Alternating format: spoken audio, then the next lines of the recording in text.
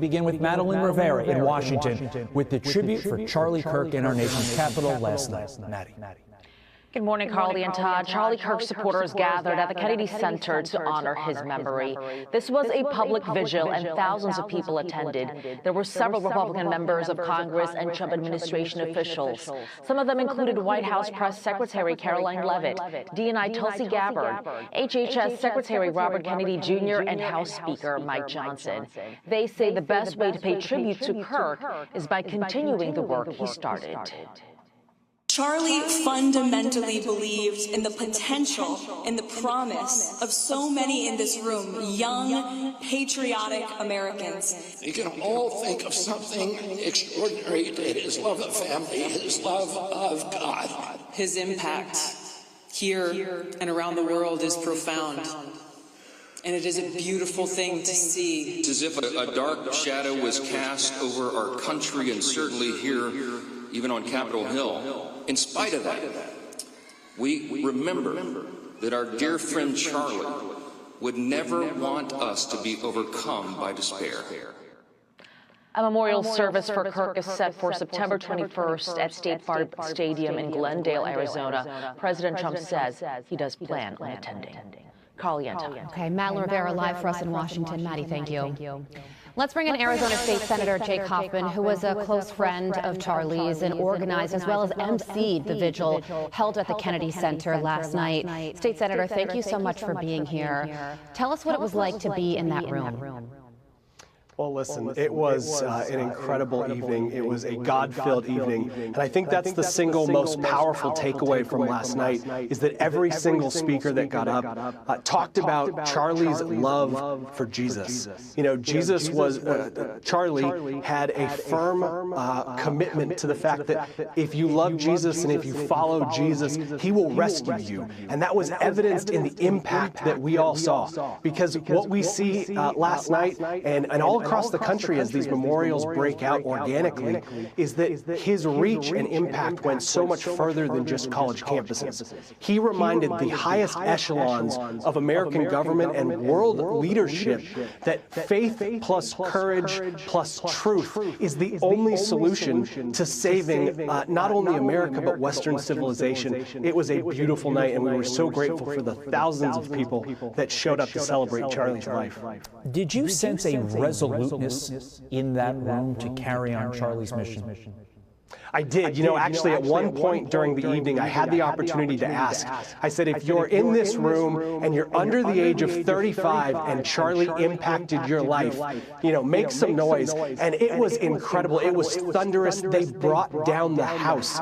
And it really goes to show, I mean, look, these are young people that came in. They work on Capitol Hill. They live in Virginia and Maryland. And they took the time to drive into D.C., to go to the Kennedy Center, and to say, Charlie, we hear you. We want to be the torchbearers moving forward for your vision and your dream for free and open and honest and civil debate, something that Charlie gave his life defending. There was also something, State Senator, that happened yesterday that was very disturbing.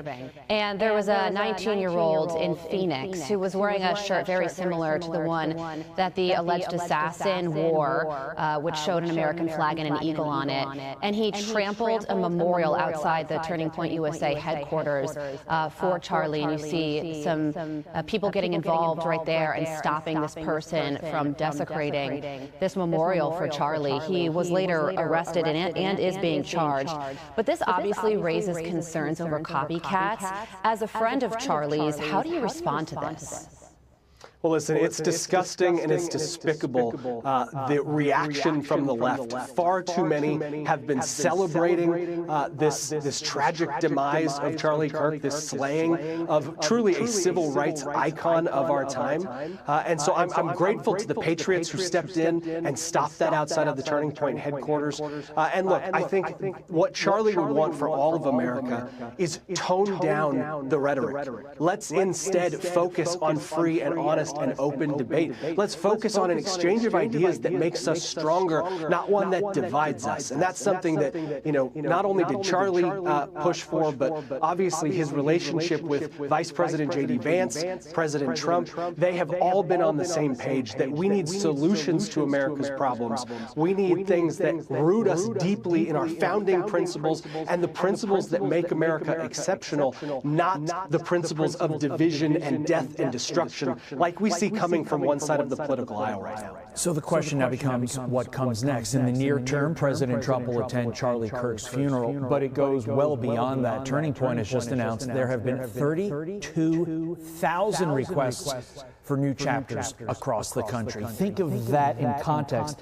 Turning Point currently has 900 official college chapters and 1,200 high school chapters, so 32,000 is a much bigger number. So I'll ask you, what is next for Charlie's vision? What comes next?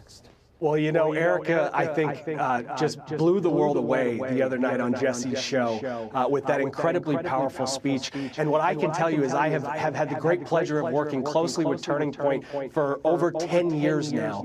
And I'm inside a lot of the staff threads, and the resolve that I see from these 20-something-year-olds that they are doubling and tripling down on Charlie's mission to save Western civilization through the founding principles of this nation is so encouraging to me. And I think what you're going to see is that, there's an old axiom that you slay a tyrant and his reign ends, but you slay a martyr and his reign just begins. And that is going to be Charlie's legacy. Amazingly, his impact in death will be so much greater than he could have ever dreamt when he was alive. Yeah, and Erica said during those remarks, if they thought my husband's mission was big now, you have no idea. State Senator Jake Hoffman, thank you so much for joining us. A job well done in organizing that vigil that was attended by our nation's leaders as we continue to remember the life and legacy of Charlie. Thank you both for having me.